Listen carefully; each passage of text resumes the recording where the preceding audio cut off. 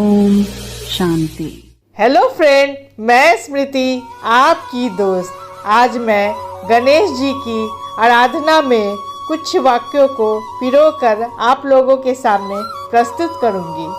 कहावत यह है कि हमेशा सबकी बातों को समाकर रखने वाला बहुत शक्तिशाली होता है, लेकिन उन्हीं बातों को अगर कोई कहीं कह दे तो सब कुछ बिगड़ जाता है। विघ्न समस्याएं एक उदर सूल की तरह है जो कभी भी एक छोटी सी बात से पूरे समाज में हड़कंप सी मचा देती है।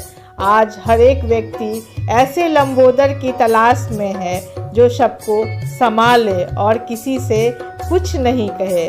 क्या हम भी ऐसे विघ्नकर्ता बन सकते हैं या इस गणेश उत्सव पर सिर्फ विघ्नहर्ता की पूजा ही करेंगे?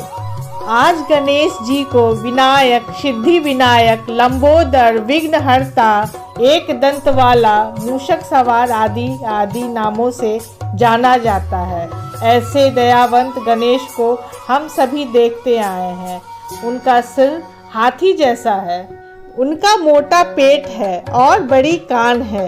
यह सब किसी न किसी के बारे में प्रतीकात्मक है। बड़ा सिर का मतलब है कि बड़ा सोच रखिए और छोटी बातों में, व्यर्थ की बातों में अपना समय मत गवाइए। गणेश जी के बड़े कान का तात्पर्य है कि बोलने से ज़्यादा सुनना महत्वपूर्ण है। गणेश जी की बड़ी नाक सुर यह बताती है कि आने वाले परिस्थितियों को पहले ही सूंघ लीजिए, यानी अंदाज़ा लगा लीजिए। बड़ा पेट प्रतीक है सुख की निशानी का। सुख वही प्राप्त कर सकता है जो सबकी बातों को संभाले, स्वीकार कर ले। मोदक खाने का अर्थ है कि निरंतर मुख से मिठास आए।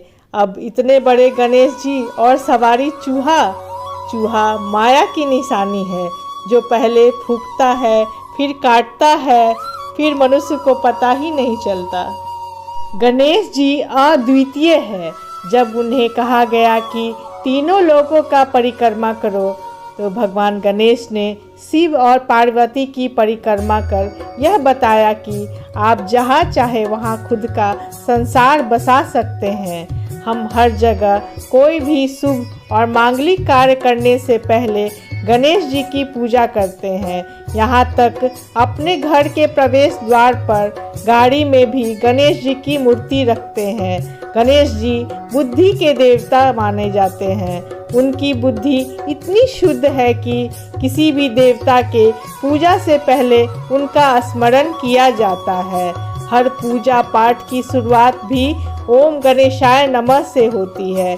जीवन का आधार भी बुद्धि है।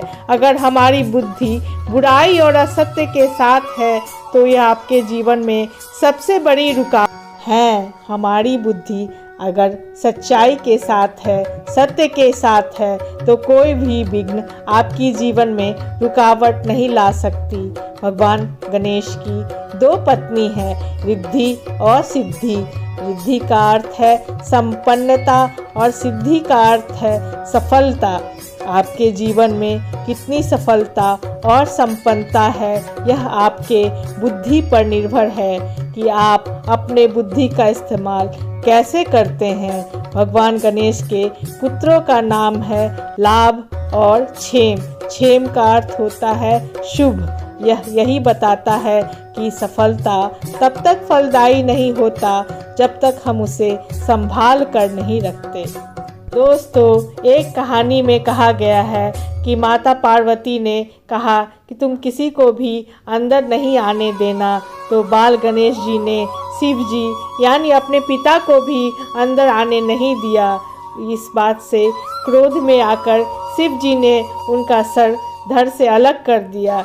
इससे यही साबित होता है कि कर्म और कर्तव्य के ऊपर कुछ नहीं होता, जीवन भी नहीं। शिव जी ने जब उनका सिर काटने के बाद हाथी का सिर लगाया, जो माता पार्वती ने कहा कि इस रूप में उनकी पूजा आराधना कैसे होगी, तो शिव जी ने वरदान दिया कि सभी देवी देवताओं से पहले गणेश जी की ही पूजा होगी।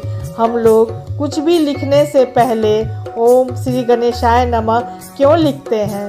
क्योंकि हिंदी व्याकरण में अक्षरों को गण कहा जाता है।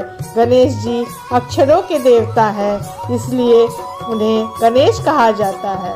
गणेश जी को सभी कलाओं में निपुण माना गया है। कोई भी व्यक्ति जब कुछ नया सृजन करता है तो गणेश जी ही उसको शुभ विचार देते हैं, उसे कलात्मक तरीके से व्यक्त करने की बुद्धि भी देते हैं।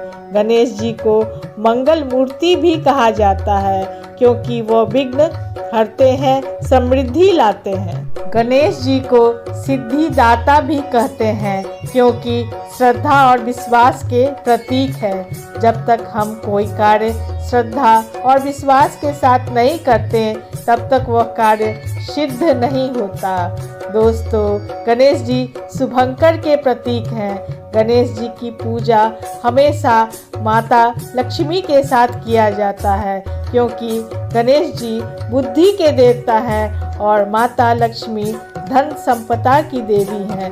अतः बुद्धि द्वारा ही धन संपदा अर्जित की जाती है। दोस्तों, अंत में मैं इतना ही कहूँगी, इस गणेश चतुर्थी पर हम सभी इसके मूल अर्थ को समझ करके अपने इंद्रियों पर संयम रखें और स्वयं अपने आप को निर्विघ्न बनाकर, घर को भी निर्विघ्न बनाकर, साथ में समाज के हर एक व्यक्ति को निर्विघ्न बनाकर पूरे विश्व को निर्विघ्न स्थिति में ला सके। यही गणेश चतुर्थी के साथ सच्चा न्याय होगा। धन्यवाद।